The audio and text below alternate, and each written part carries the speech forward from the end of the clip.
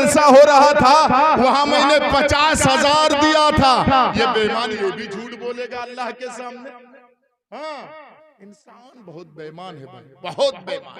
अल्लाह के सामने जिसने उसको पैदा किया उसके सामने ये इंसान झूठ बोलेगा। अल्लाह कहेगा कज़ब्ता, चल हट हट हट, तू भी झूठ बोलता है, भाग, तेरे लिए यहाँ कोई जगह नहीं। अल्लाह मैं झूठ नहीं बोलता, मेरे सामने मुंह चलाएगा, तूने तो चंदा इसलिए दिया था कि तुमको वीआईपी दावतनामा मिले, हाँ, और तुमको देसी मुर्गी का गोश्त खिलाए जलसे वाले, और कहे बारे वो बहुत बड़ा मालदार है, मदरसे में 50,000 आकर के दिया।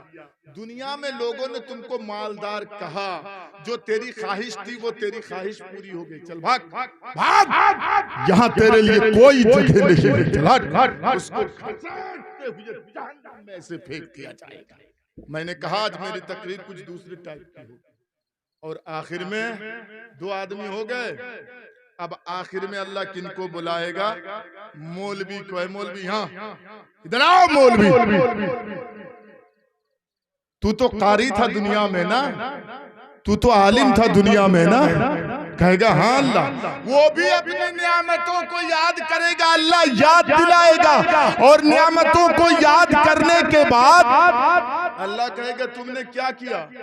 वो कहेगा मैंने खुद इल्म सीखा, दूसरों को सिखाया, मैं तो कुरान पढ़ता था, ये करता था, वो करता था। ये बेईमान भी झूठ बोलेगा अली, ये बेईमान भी झूठ बोलेगा। अल्लाह कहेगा कदबता, तुमने भी झूठ बोला। तू तो दुनिया में कुरान इसलिए पढ़ता था कि लोग तुझे कारी कहें, लोग तुझे बड़का मौलाना कहें कि ये हमारे गांव के सबसे बड़े आलिम हैं, मुफ्ती हैं, फतवा देते हैं, ये बड़े आलिम हैं, और दुनिया में जो तेरी ख्वाहिश थी ना वो पूरी हो गई। अरे तेरे गांव वाले तुझको बड़े आलिम मानते थे, अरे तुझको मुफ्ती कहते थे। हाँ चलो तुमने भी झूठ बोला, चलो इसको भी पकड़ करके जहन्नम में फेंक दिया जाएगा। क्यों? नीयत इन लोगों की सही नहीं थी। एक चीज मैं बता दूं आपको, ये जलसे करा करके दीन का तो कुछ फायदा होता नहीं है, तो थोड़ा बहुत मदारिस और इस मसाजिद को फायदा हो जाता है। मदरसे वालों को मस्जिद के नाम पर जलसा कर रहे हैं, मस्जिद का फायदा हो जाता है, मदरसे का फायदा हो जाता है। लेकिन अगर आप कहें कि दीन का फायदा हो जाता, ये तो बराए नाम के हैं, नहीं कोई फायदा नहीं। नबी के जमाने में सुनिएगा, अल्लाह के नबी ने, ये आप लोग शायद 7 बजे से प्रोग्राम शुरू किए हैं ना, 7 बजे से प्रोग्राम शुरू किए हैं, 8, 9, 10, 11, 12, 1, 2 बजने जा रहा है। 7 घंटा, कितने? 7 घंटे तक यहाँ बैठ करके तकरीरें सुन रहे हैं, और एक एक आलिम, एक एक मौलवी 1.5 घंटे 2 घंटे तकरीर कर रहे हैं आकर के। नबी के जमाने में नबी की पूरी जिंदगी आप उठा करके देखें, नबी ने कभी 1.5-2 घंटे की तकरीर नहीं की है। तकरीरों से इस्लाम नहीं फैला है।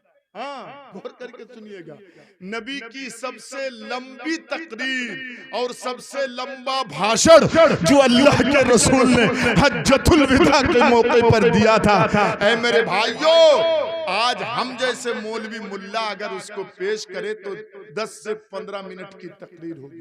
तकरीरों से इस्लाम नहीं फैला। हाँ ये बात गौर करके सुन लीजिएगा, और सुनिए दावत का तरीका क्या है, दावत का उस्लूब क्या है, लोगों को कैसे बुलाएं, लोगों को कैसे दावत दें, अल्लाह की तरफ कैसे दावत दें लोगों को, ये आज सीखिए। सुनिए, मैं एक एक चीज लेकर के मैं आपको जा रहा हूं। जब अल्लाह ने मेरे नबी को हुक्म दिया, क्या हुक्म दिया? जब मुसलमानों की तादाद कम थी मक्के में, काफिरों की तादाद, काफिरों की संख्या जब मक्के में ज्यादा थी तो अल्लाह के रसूल चुपके से जा करके लोगों को इस्लाम की दावत देते थे, चुपके से जाकर।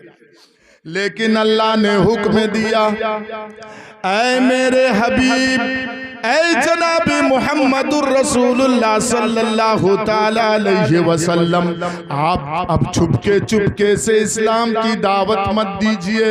अब अलल ऐलान, ओपनली अलल ऐलान आप लोगों को इस्लाम की दावत दीजिए।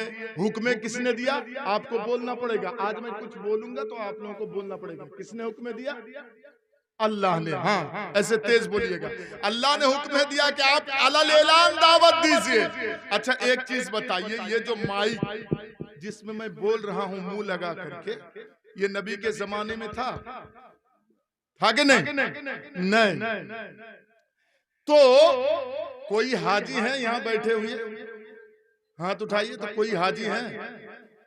नहीं है, सब चले गए हैं। बस मुझे बहुत खुशी है जो गिने चुने बैठे हुए हैं। इंशाअल्लाह आपका सरसों के दाने के बराबर भी फायदा करूंगा तो करूंगा। अल्लाह इंशाअल्लाह फायदा देगा। मैं कुछ नहीं हूं, मैं सुनाऊंगा इंशाअल्लाह। अल्लाह अगर चाहे तो किसी के दिल में बात बैठ जाएगी। उठक बैठक बंद कीजिए। और मैं खालिस कुरान और हदीस की बातें कर रहा हूं, इसलिए कि मंतरों को मैं इसलिए नहीं पेश कर रहा हूं। आज उलमा इतराज कर रहे हैं। और सुनिए, बात सही है, बात सही है। हमारी आवाम बिगड़ती जा रही है, उनको इनसे क्या फायदा?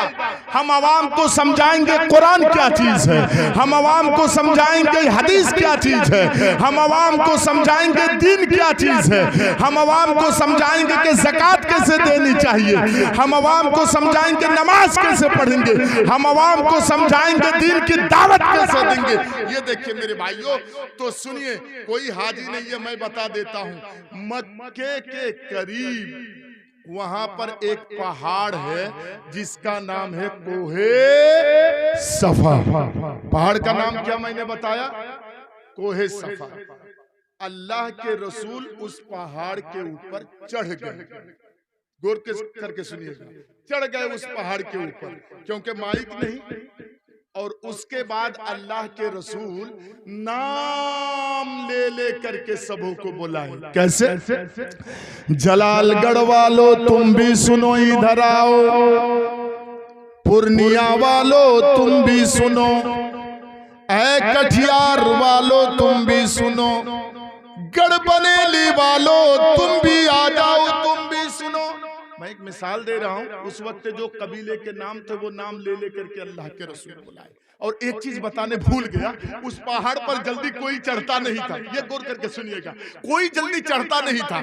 लेकिन जब कोई चढ़ जाए तो यह इस बात की दलील होती थी कि कोई इंपॉर्टेंट बात जरूर है, कोई खास बात चढ़ के उस पहाड़ में ऐलान करते थे लोग।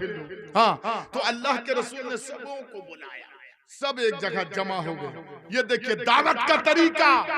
अरे दावत का तरीका, आज हमारे उलमा क्या करते हैं, गांव के जो नेता टाइप के लोग हैं, ओहदे पर फाइज हैं, वो लोग देखते हैं कि सामने बच्चे मोबाइल में ऐसे गेम खेल रहे हैं, और इधर से हाजी साहब जा रहे हैं नमाज पढ़ने के लिए, मस्जिद में जाके कहते चल हट, अजान हो गई है, तुम नमाज पढ़ते उठते तो नहीं हो, और ये गेम खेलते हो मोबाइल में, चल नमाज पढ़ने चल। नहीं, ये तरीका नहीं चलेगा। नहीं, ऐसे नहीं।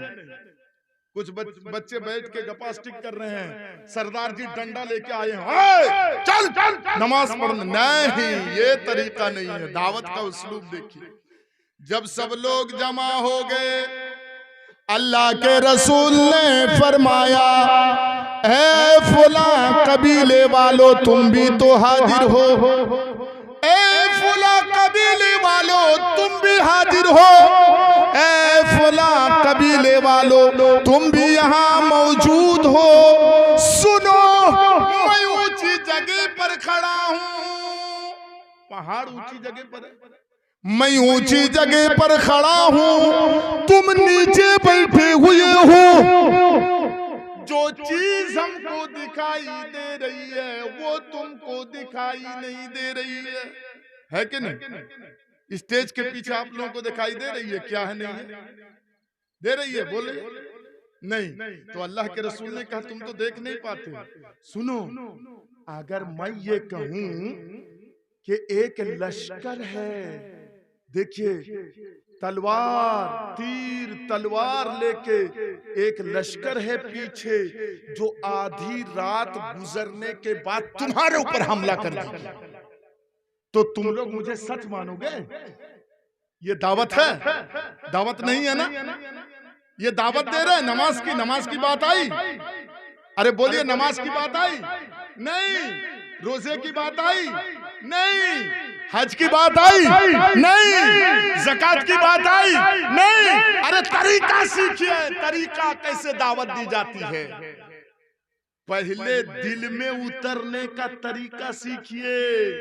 जिसको आप दावत दे रहे हैं, पहले उसको थोड़ा इम्तिहान लेकर के देखिए कि मैं जो बात कहूंगा वो एक्सेप्ट करेगा कि नहीं। हाँ, मैं जो बात कहूंगा बाद में वो मेरी बात को मानेगा कि नहीं। उसके दिल में पहले घर बनाइए, जगह बनाइए, उसके बाद आप उसको इस्लाम की दावत दीजिए, कुरान की दावत दीजिए, हदीस की दावत दीजिए। तो नबी ने जब कहा कि